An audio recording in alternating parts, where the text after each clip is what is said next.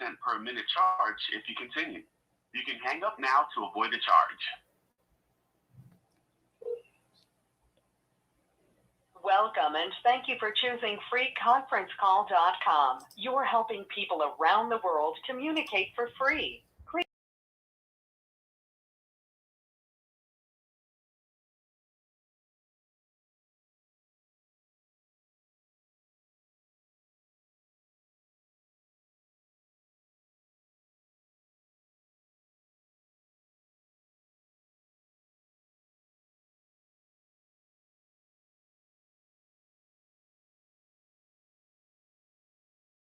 God came to us to seek and to save that which was lost.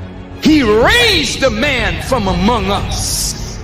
He, the Honorable Elijah Muhammad, laid the foundation. What I'm doing is something that comes from him through me, and the thing that he uses in me to do the work is my faith in him and the word that he taught. To produce men and women who wanted to clean up their life and build an independent nation for the glory of God. Greetings. This is Willie Muhammad with I Have a Testimony on National Network View. The Honorable Minister Louis Farrakhan is a man that gets great joy in seeing the creative genius inside of every human being, especially our creative artists. He has worked hard to help the artists to see their value and their power. Today, the cultural community is the community that can speak the loudest to change the human condition. In addition to this, he always takes time to encourage the artists to perfect their craft and use it for the betterment of our people. So all of you that are artists, pursue your craft with diligence and devotion. And those of you who think that maybe your sculpture is not good, Van Gogh, I think the man died, never even knew what treasure he had created. And now one of his paintings is millions and millions and millions of dollars. So don't give up on your art. And when you leave this earth, which we all must do, we've left something behind that says we were here.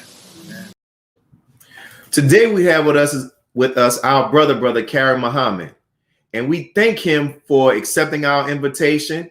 If you've been watching or on social media, you've come across these beautiful portraits that our brother painted for the Honorable Minister Louis Farrakhan. So let's get right into the discussion. Thank you, my brother, for appearing today on I Have a Testimony. How are you? For having me. Thank you. So let's get straight to it. So my first question to you is, my brother, is how did you become, as I'm saying, a master artist? Oh, that is a short question, but it's a long answer. And I'll try to be brief. I recognized that I had some ability a very long time ago when I was in preschool, Brother Willie. And I had to be about 3 or 4 years old, and we had a little assignment. We had a partner, and they had craft paper that they laid down on the floor, and we had to trace around our partner. And when they got up, we had to fill it in to try to make it look like them. And I remember being down on the floor with my crayon, trying to do my best. And when I finished, I think it was a teacher's assistant came over and looked at it, and she started laughing. And she said, "Man, that looks like Barney Rubble." And I thought I had nailed this little brother's likeness. And I remember crying because I took her, what I know now was a compliment, but I took it as, I didn't do good enough. So throughout my life, I've always tried to learn the techniques of drawing. I, of course, took drawing seriously in high school, but I really wasn't doing anything with it because I was into some street activity at the same time. But I then went to the Army with this passion to draw and paint for a living. And my job in the Army had nothing to do with that desire. But when I came home from the Army, that's another story, how I came home from the Army. But when I did come home, I was looking for an outlet. And there was an art supply store that was a few miles from me that I would walk to. And it was really far away, but I would walk to it and walk back. And as I would be walking to the art supply store back and forth, buying markers and the papers that I could afford at that time, I would be thinking about where I wanted to be. And I practiced and read books on drawing, but I couldn't quite get my drawings and things up to the level that I wanted them to be at the age of 19 and 20. And I just kept going along and going along and going along. And I ran into, this was maybe some years after coming out of the Army, I was doing airbrushing in an area that we call Jewtown here in Chicago, but it was Maxwell Street. And I used to airbrush in that area, drawing and painting cartoon characters for the general public as they would come in and trying to do portraits and things like that on jean jackets and pants. And I got a little notoriety being known for doing that in my community and down in Jewtown. And there was an artist that all the other artists knew, but I had not met him yet. And his name was, we call him Wack, W-A-K. And that's how he used to sign his work. But his name is Kevin A. Williams, great artist. This brother was doing a lot of the portraits and hairstyle paintings and murals inside of salons. And I was also airbrushing in some salons, and I saw his work, and I said, man, I got to meet this brother. And one day he happened to come into the airbrush shop where I was working down on Maxwell Street. And I told him, man, look, I've been seeing your paintings all around town, and I knew I had to meet you. I said, brother, just look, can I meet up with you and show you some of the things that I'm doing? Because I wanted to rise up in skill set to his level. So he allowed me to meet with him, and he gave me one of the coldest critiques, one of the roughest critiques that I had ever received in my life.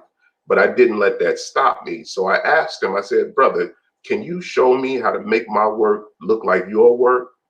And he said, yeah, meet me at my mother's house over on 91st and Luella. And that turned into an almost 30-year journey with the brother. He never showed me how to use a pencil, a paintbrush, but he showed me how to take my art and make it into a business. So that is how I started in a nutshell, Brother Willie. Wow. That's beautiful, man. Beautiful story. And we talked on the phone and via text about the brother Eugene Majid. Yes. You say you didn't have the opportunity to meet him, but you studied his work when you were working at the Final Call newspaper. And that made me think about this question. How powerful is visual arts as a vehicle for communicating the teachings of the Most Honorable Elijah Muhammad? That's a good question, Brother Willie. It's this important because it was Brother Eugene Majid's work in the Muhammad Speaks newspaper that got Muhammad Ali. Many of us hear that it was Brother Rahman who nurtured him into the nation, but it was a brother who sold him a Muhammad Speaks outside of a roller skating rink, and he saw a cartoon in the paper, and the cartoon showed one of our brothers who was enslaved praying to Allah, and in the cartoon caption it had some Arabic, and it showed the slave master come and start whipping the brother, telling him he didn't want him speaking that infidel language, and the brother started acting as if he was a Christian. And that is the cartoon that stuck with Muhammad Ali, and he tells that story in one of his books. So the visuals in the Final Call newspaper, in general, visuals and art play a key role in stimulating the mind. and painting pictures in people's mind, or giving them a picture in their mind that is like a capsule that when it begins to get digested by the individual looking at it, it unfolds. And it's interesting. We did a documentary about the origin of the Nation of Islam here in the city of New Orleans. And one of the pioneers told a story how this sister said that was one of the main reasons she bought the Muhammad Speaks. And she was upset one time when one edition, for whatever reason, the cartoon was not present. So that's interesting. Yeah. Our next question is, how has Islam helped to enhance your skills as a master artist? Oh, brother, I owe it all to Islam. I owe it all to Islam as taught by the Honorable Elijah Muhammad and the Honorable Minister Louis Farrakhan. And I say that because Islam, as we're taught, means submission. Well, in order for me to grow as an artist, I had to submit to a process. Also, just to go back on that story of how I started, once I learned from the brother about the market of hair salons that were purchasing artwork, I used the training that I received as an FOI of going door to door with the paper to then take my work and walk for miles, going door to door to salons and selling my work to salons. And even the training that I received from the FOI of going door to door and knowing that rejection may be behind that door, but that the yes was maybe at the next door. That helped me to go on and pursue, continue to pursue in spite of rejection. Wow, that's beautiful. We're going to make a small transition. You know, most people from outside of the nation think we as Muslims are rigid, we're stiff, we don't enjoy ourselves. You know, however, in preparation for this video, I did some research and I came across you and your wife stepping in the name of love, right? So how did you become involved with the popular Chicago dance form known as stepping? Okay, well, I became involved when I was very young. We would go to a skating rink in the south suburbs called Markham, and in the disco area, whenever they would play certain music, this was a dance at that time that was done by men and women, but there was a time when they would put on certain music and the brothers would dance together, and it wasn't sweet. It was hard, you know. And when I saw these brothers, they were dressed impeccably with these clothes were just tailor-made. Some of the brothers had finger waves and just a real, for lack of a better word, it was gangster. So that attracted me as a young man. And I saw that the women were looking at the brothers while they was doing it. And I wanted some of that attention too. So that's how I got into it in my early days. But the dance had that warlike look to it. And as time went on, it began to take on a more structured form. And there's a count to it. And there's a lot of information in the dance now. But my wife and I, that's how we met on that dance, doing that dance. And I thank Allah for my teacher, Brother Donnie, who was instrumental in us getting to be in front of the minister. That brother taught my wife and I the structure of the dance for a little over 7 years. So in answer to your question, that's how I got started, brother.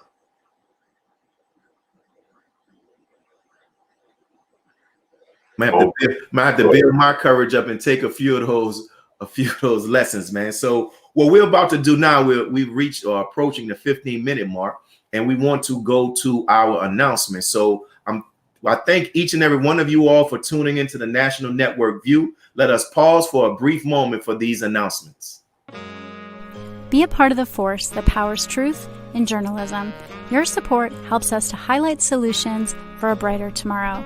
Go to nnvnews.com/donate. He anointed our head with oil till our cup runneth over. He who, Master Farrakhan, Muhammad, that is he. Greetings. This is Tarika Shakir Muhammad with National Network View. This week's Final Call cover story headline says, "Farewell to a Giant of Africa." The passing of Jerry John Rawlings of Ghana not only marked the loss of a major political figure for the West African nation, but also marked the loss of an important leader in the struggle for progress for Africa and the Black world. May Allah be pleased with our brother. This week's Final Call issue number 18, center page article by the Honorable Minister Louis Farrakhan is entitled, "The Principle and the Need for Justice." To read more, subscribe to FinalCallDigital.com and tune in to Final Call Radio. This is Tarika Shakir Muhammad with the NNBnews.com Final Call cover story.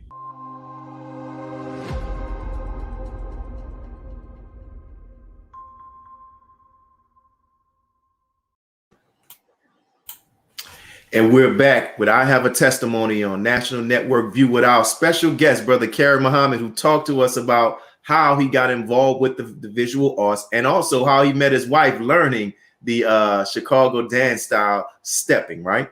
Yes, now, we know, as everybody who see Muhammad, we know that you're a Muslim, and we know that you're a member of the Nation of Islam, but we haven't had the opportunity to hear your story of how you came to the teachings of the Most Honorable Elijah Muhammad and then made the decision to join. So how did you come about? All right. Well, I'm from the south suburbs of Chicago. And in Chicago, there are street organizations. And these street organizations, and the one that I was a part of, had some aspects of Islam to it from the teachings of Noble Drew Ali. So that was my introduction to Islam, was through that street organization that I was a part of during my high school years up until the time that I was 21. So when I went to the Army, I went with that mentality of someone from a street organization, and I tried to proselytize that information to the brothers that I was meeting who were from all over the country. And one day I met some Muslim brothers, a Muslim brother from, I think he was from Philadelphia, and he gave me a book called The End of White World Supremacy. And it's a compilation of lectures by Malcolm X. And the very first chapter in that book was titled Black Man's History. And in that chapter, he ran down the history of the Black man that went all the way back past 66 trillion years. And then he brought it all the way up to his time. And it was in a few pages. And I went to sleep that night. And when I woke up, I was like a different person. So now I'm on fire with this information. And I started meeting a brother. I met a brother from New York who was a 5% brother. And the way that we met, we were out in the field, which means out in the forest somewhere with tents and all of that. And the way that we used to stand in the organization that I was from, we stand like we do with our right hand over our left with your feet at a 45-degree angle. So I'm standing in like that, and there's a brother across the field standing the exact same way. So I thought he was from Chicago. So I approached him, and our greeting at that time was "All is well." And he returned the greeting. He said, "Peace, God." And, I asked him where he was from, and he told me he was from Yonkers, New York. And I said, "Well, brother," I said, I began to question him because we had questions and answers in the organization I was from. And he hit me back with this question: "Why did God make devil?" And I was blown away. But it sounded like something I had just read from that book by Malcolm X. And long story short, I left the military, and when I got home, I wanted to join the Nation of Islam, but I didn't know how I would do it. But I'm going to go back a little bit. While I was in high school, our Black history teacher was a white man, and he was teaching us about the Nation of Islam in one of these chapters. And he asked me a question because he knew my affiliation, and he knew we had something to do with Islam, and he was asking me questions about the nation that I couldn't answer while I was in high school. So my best friend at the time knew where the nation was. He knew where Minister Farrakhan was teaching at. So one Sunday we got in the car and we went to the final call. And the first brother that I saw was a brother that I became acquainted with for many, many years after that, Brother Richard Muhammad.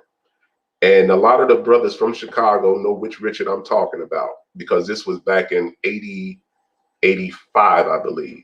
So we met Brother Richard, and I couldn't believe I was looking at a brother who looked just like somebody who was out of one of those books that I had just read in Black History class. So we greeted the brother, and he told us to go on inside, and we went in and we got checked, and it was packed. So they sent us upstairs in the final call. So I can't even remember what my friend was doing. All I know is I was looking, because I'm a visual person.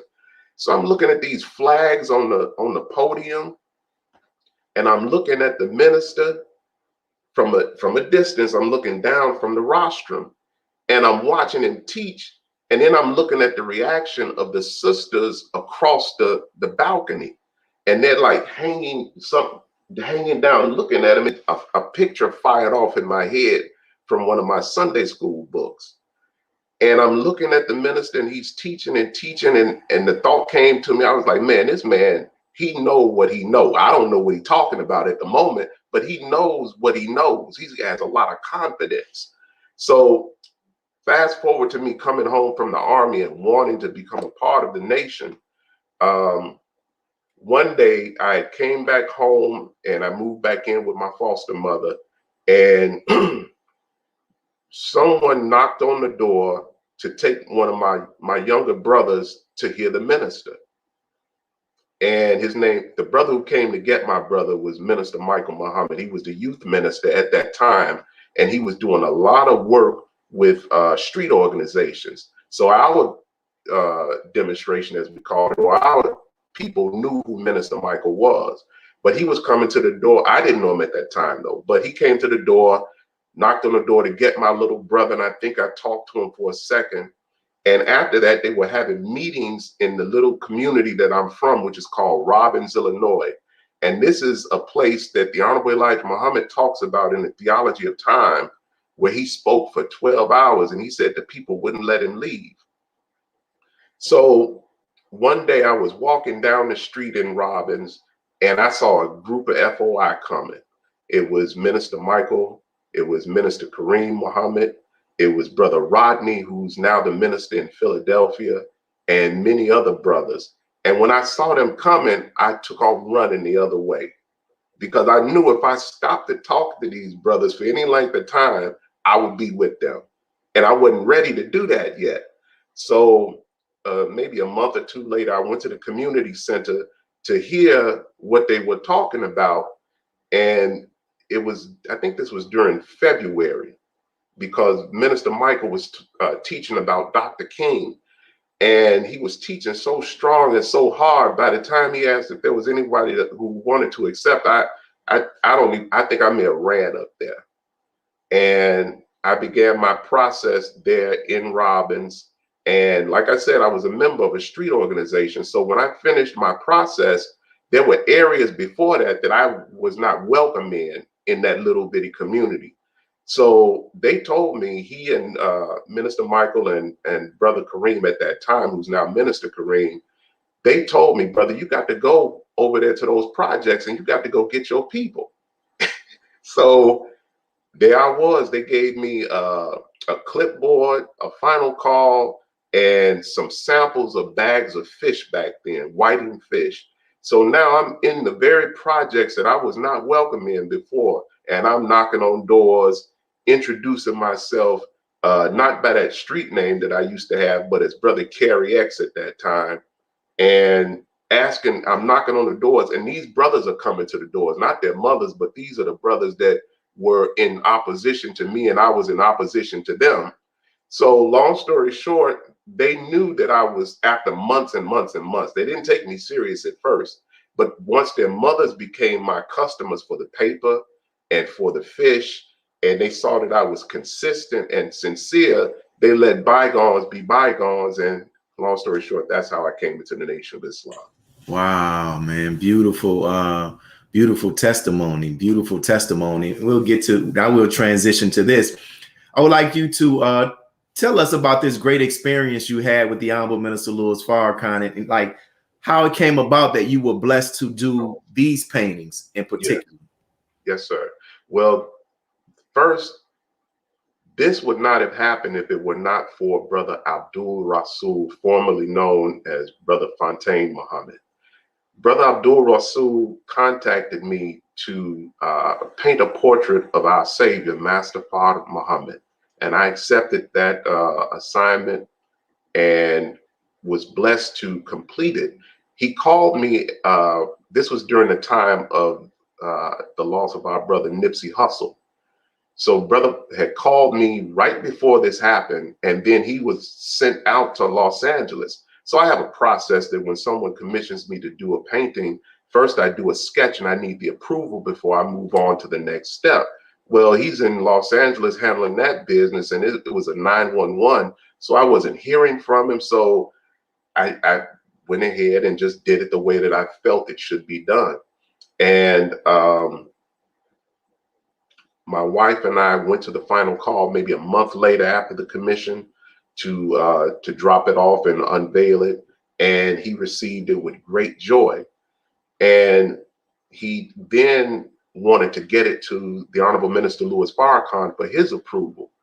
And he did. He sent it out to the minister, and the minister looked at it. And what Brother Abdul Rasul told me was that he said, this brother loves the Savior by the way that I had painted him.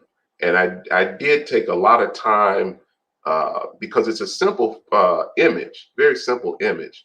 But I did take my time, and if you get up on it with a magnifying glass, you can see each hair that had been painted in from the root in the part. So I did take my time, and I thank Allah for that opportunity. And this year, Brother Abdul Rasul reached out to me again, and he asked me to paint something that he wanted to present to the minister. And I accepted. And it was the image of the minister in his robes during the criterion. And I accepted.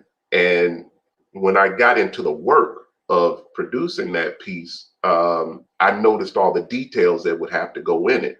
So each bead, just like the person who actually beaded his garment, each bead is important. So as an artist, I had to draw and paint each bead on that garment. So there was a difficulty factor attached to that, not just getting the minister's likeness, but making sure that the essence of the reason why he had those beads put on in the first place, because I know he doesn't do anything without thought put into it, because he's an artist also. He's a visual and a musical artist. So long story short, we finished that painting, and when we did, we got it all packaged up, and Brother Abdul Rasul received it, and he took it to the Honorable Minister Louis Farrakhan. And let me just rewind a little bit. In the process of painting it, the minister, pardon me, he saw the finished piece that we did of him in the white with the criteria, and he was very, very pleased. And he asked brother to have me paint another one. And this is the one of the criterion, but it's from the DVD cover or the actual event cover itself. But I did my own colorization of it and posed some of the figures in it a little differently. But when the minister, once we finished it up and brother came and picked it up, it took about 2 months to do that one. And brother came and picked it up, at Brother Abdul Rasul I'm talking about, and he was very pleased with it, but he didn't see it unveiled. It was wrapped in like bubble wrap and plastic, or just some plastic. So he said he was going to get it to the minister, but let me back up a little bit. In between finishing the last painting of him, of the cover, the minister spoke with my wife and I. He called us.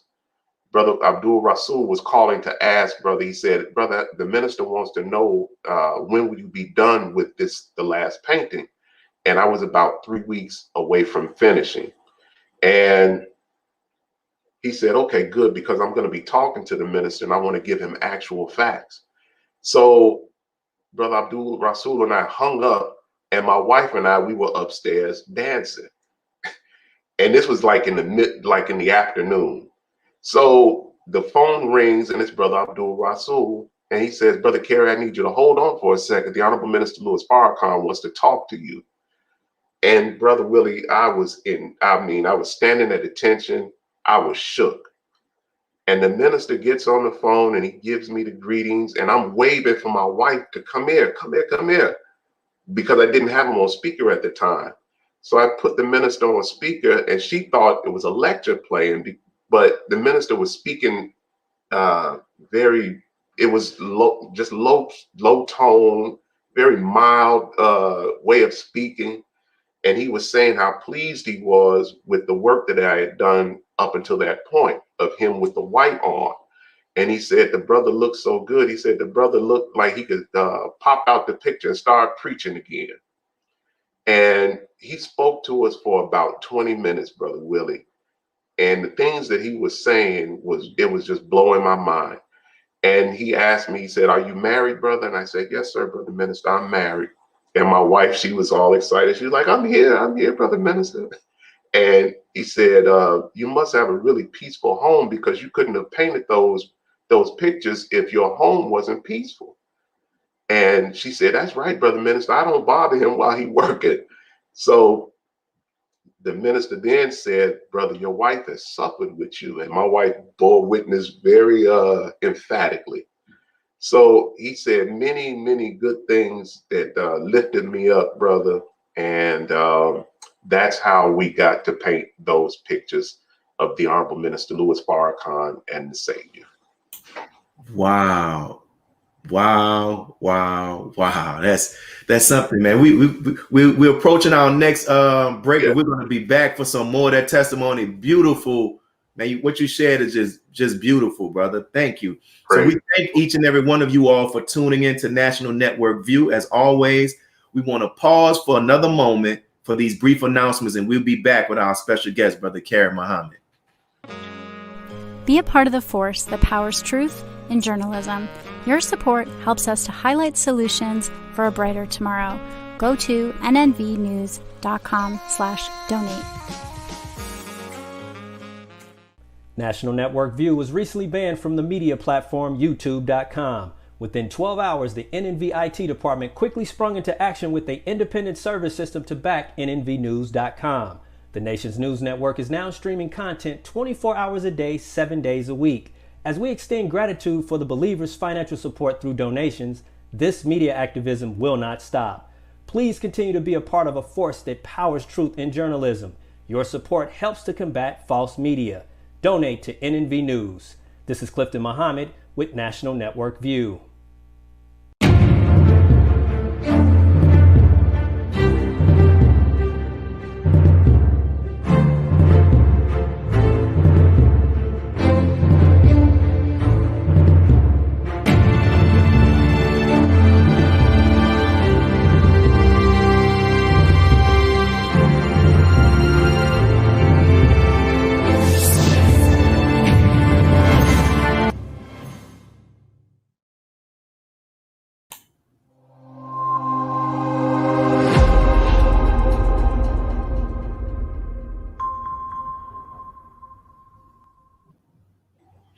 We're back with our testimony. I'm your brother Willie Muhammad, with our special guest, Brother Carey Muhammad, who just dropped some jewels and some very powerful testimony, which is why we do this. Like what you shared with the Honorable Minister Louis Farrakhan's words, what he was able to pick up just from the skill of your painting about what was the condition and the atmosphere of your house.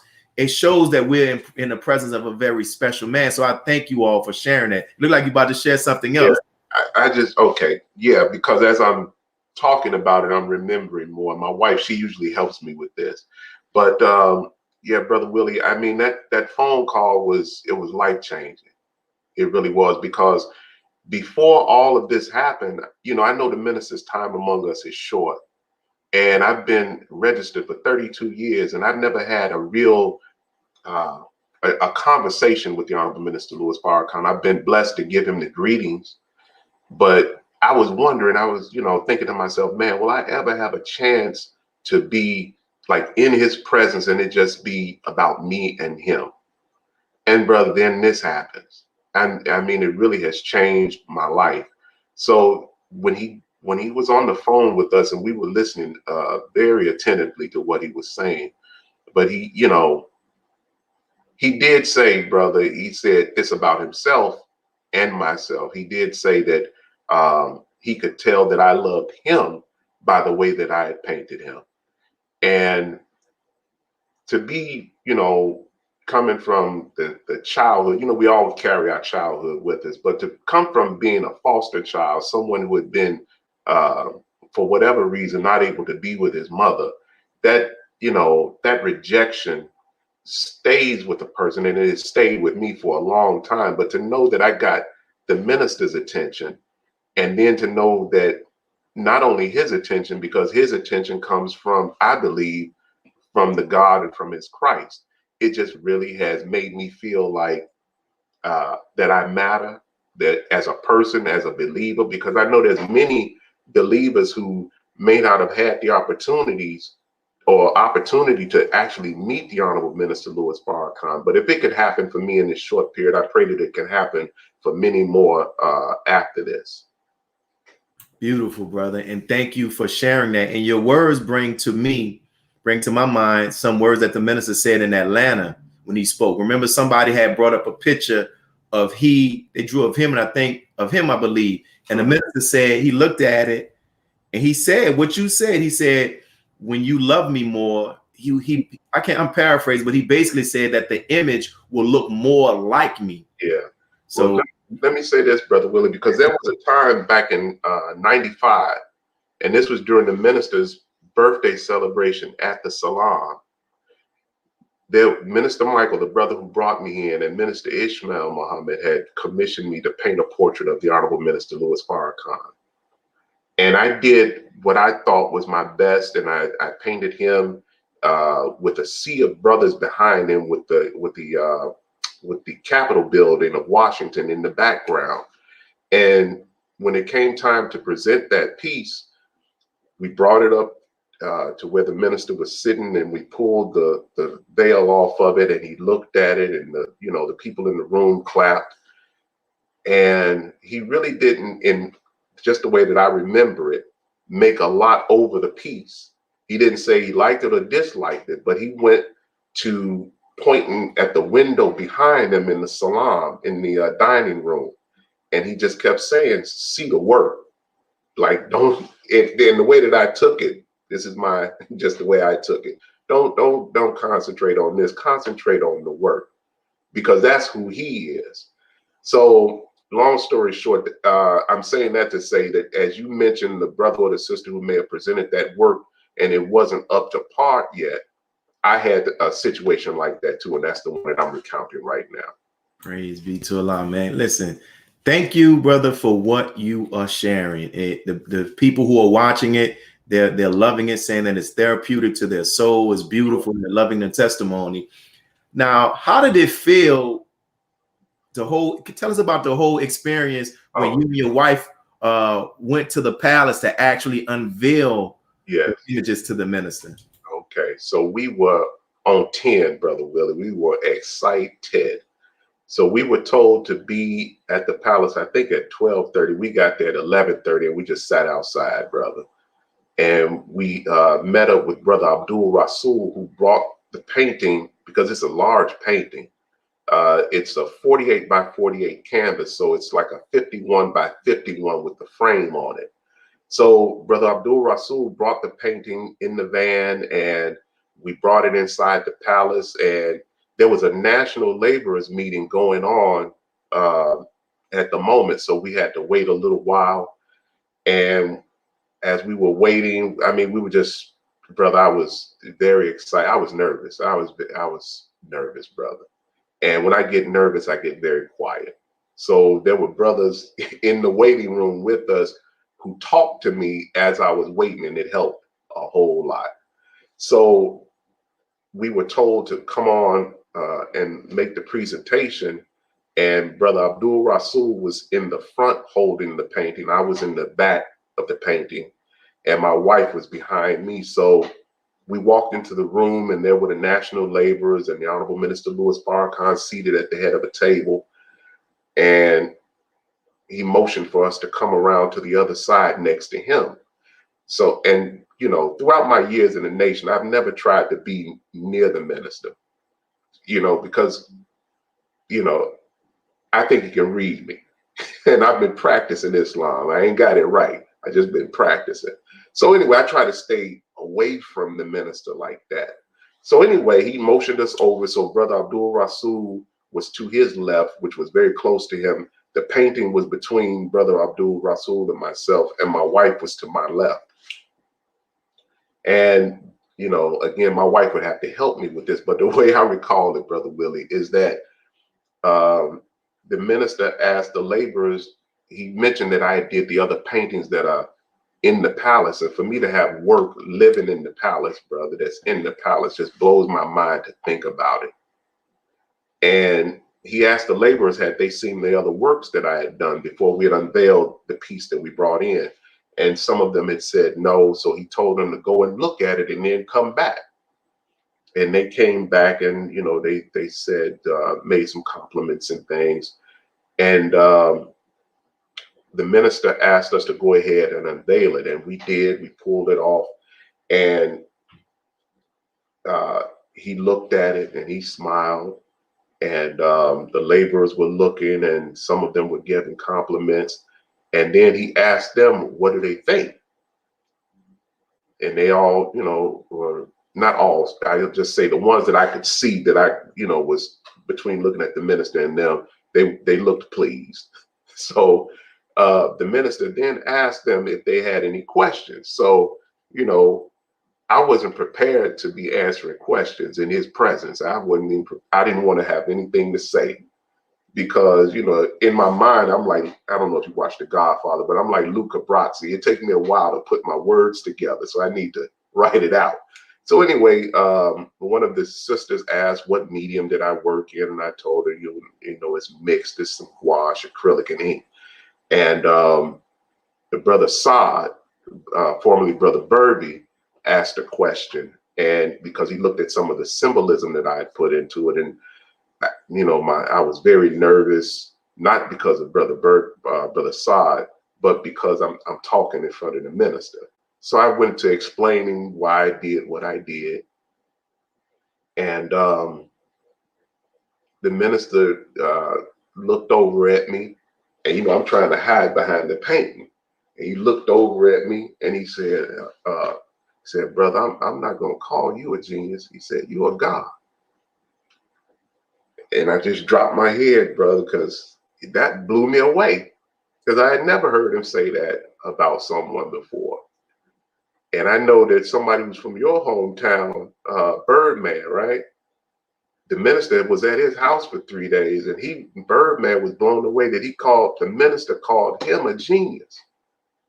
You know what I'm saying? So just to hear that come from the minister to a little person who, you know, don't think so much of themselves, it just blew me away, brother. It blew me away. So we made the presentation, and the minister then, after everyone looked at the piece, he dismissed everyone because he said he was very tired, because he had been in that laborers meeting for, I don't know, hours, many hours, over 4, I believe. So long story short, the minister dismissed everyone. My wife and I got in the car, and we had to go get something to eat. And we took a longer than usual ride. And, you know, we had to digest what had just happened, because it felt surreal to be in the presence of a man that I've been following for 32, or trying to follow for 32 years, and to have him accept me for what I was able to produce.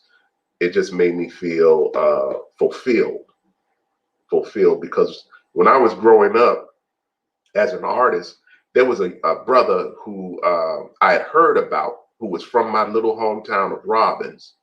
and they said he was very good. So I went to go find the brother. And when I went to knock on the door and the people came and answered the door, and I asked I said, does an artist live here? They said, yeah, but he's over in the Middle East. I said, what are you doing over there? They said, he's drawing and painting over in the Middle East. He was an illustrator. And I thought to myself, I said, man, that's what I'm going to do. I said, I'm going to paint for, those people over there, these people, these kings and things. And I found a scripture in the Bible back then that kind of guided where I ended up, or where I'm striving to get to. And it says, have you seen a man skilled in his work? He will serve before kings. He will not stand before obscure men.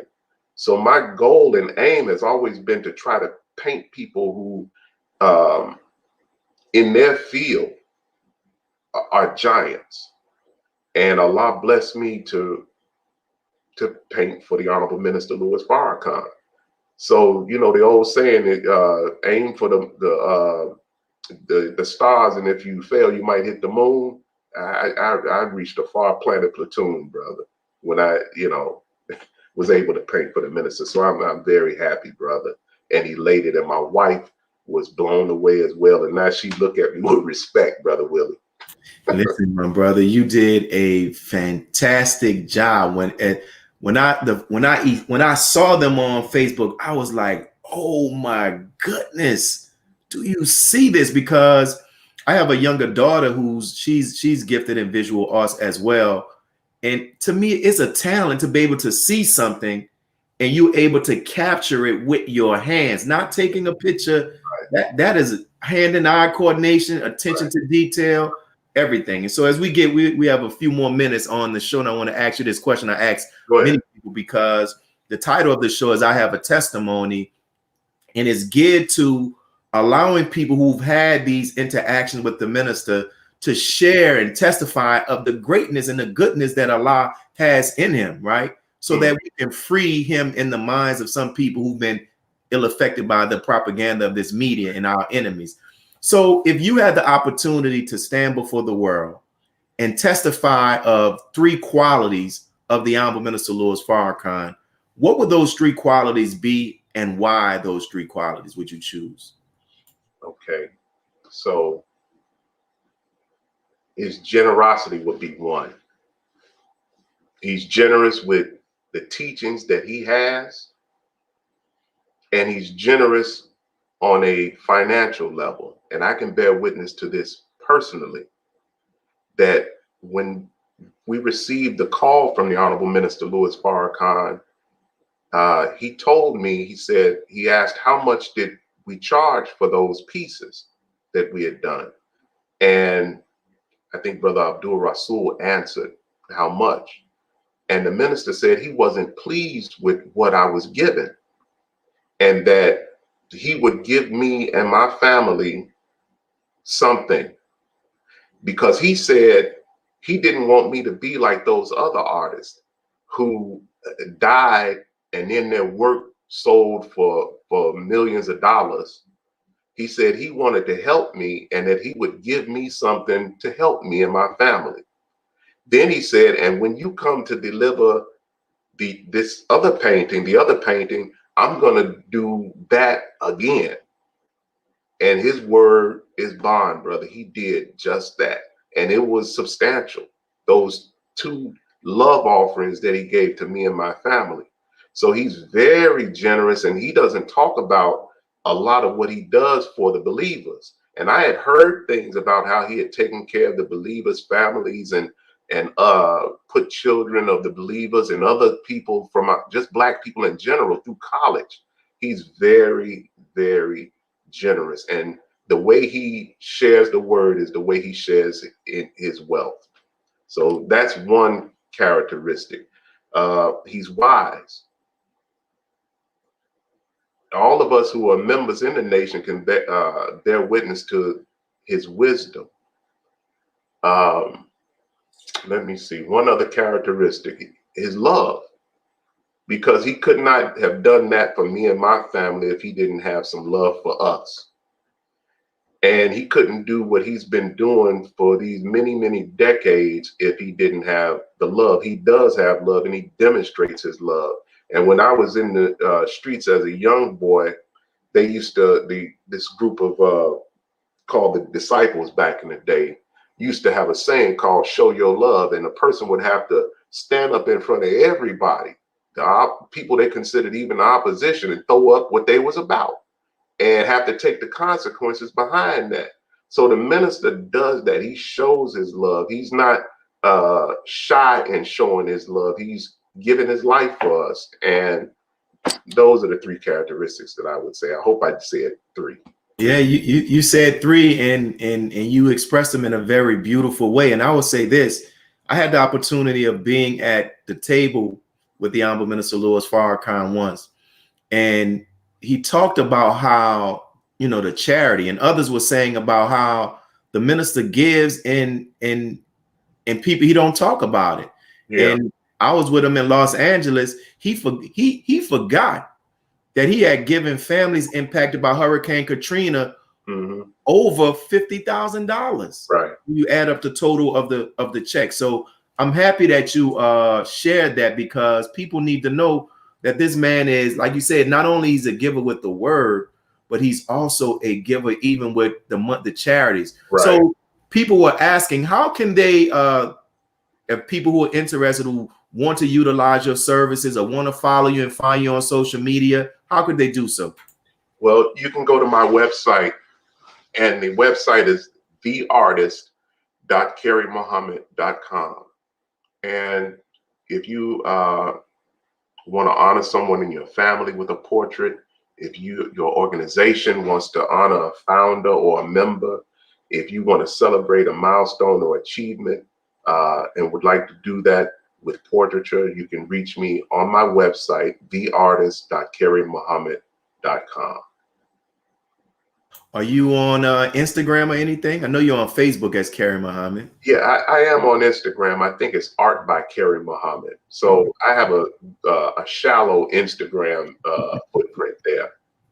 Yeah. Well, we thank you, Brother Carey, for what you shared and the tremendous, sincere, and heartfelt testimonies that you shared, brother. You have no idea the impact that it's having on people. And I'm thankful, brother, that you accepted this invitation, and we've had the opportunity to record your testimony, because the scripture says that Satan was defeated by the blood of the Lamb and the power of their testimony. And you gave a very great testimony today. Praise be to Allah. Brother Willie, thank you so much. And this would not have happened, brother, if it weren't for the Honorable Minister Louis Farrakhan pulling me out of obscurity in our community. So thank you, brother, for having me.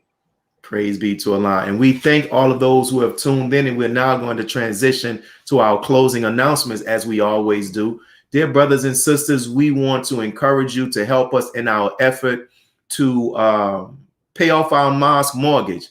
And there was someone that gave us a very great donation. And I want to thank that person. Well, I'm not going to say their name, but you know who you are. We appreciate what you gave, and we appreciate what you gave, and we're encouraging others to give, because when you're able to do so, it will help up to free us up, where we can begin to use the money we'll be paying to the bank to be able to do something to benefit our community. And also, as we get ready, we're in this time of COVID, and we just need prayer, So if there's anything that you're going through, if you would like our prayer team here in the city of New Orleans to say a prayer on behalf of yourself, your family member, or just anything, don't hesitate to reach out to us on our respective email, also on our social media platforms, and we will submit your name, and we will offer up a prayer for you and your family. And inshallah, on next week, we have another powerful testimony. And I was talking to brother, he was sharing some stuff. I was like, oh my goodness. So we're going to do our very best to squeeze it in within this 1 hour. But we have our brother Larry X. He's doing a lot of great work, has a very powerful story of transformation. And inshallah, he will actually be here on next Sunday at 1 p.m. Central Standard Time. So make sure you tune in and make sure you spread the word. Thank you all for watching. We thank you for tuning in to I Have a Testimony. Please share your thoughts as you watch this video. Continue to comment below in the comment sections, and make sure you subscribe to National Network View, NNV. If you haven't right now, stop what you're doing and go to NNV on YouTube, Instagram, Facebook, and Twitter. Make sure you do it. And then after you do it, get 10 other people to do it as well. There's a lot of great things taking place on this network, brothers and sisters. So please go and do it. This is your brother Willie Muhammad with National Network View. Peace. God came to us to seek and to save that which was lost. He raised a man from among us. He, the Honorable Elijah Muhammad, laid the foundation. What I'm doing is something that comes from him through me, and the thing that he uses in me to do the work is my faith in him and the word that he taught. To produce men and women who wanted to clean up their life and build an independent nation for the glory of God. Be a part of the force that powers truth in journalism. Your support helps to combat false media. Cash App NNV News.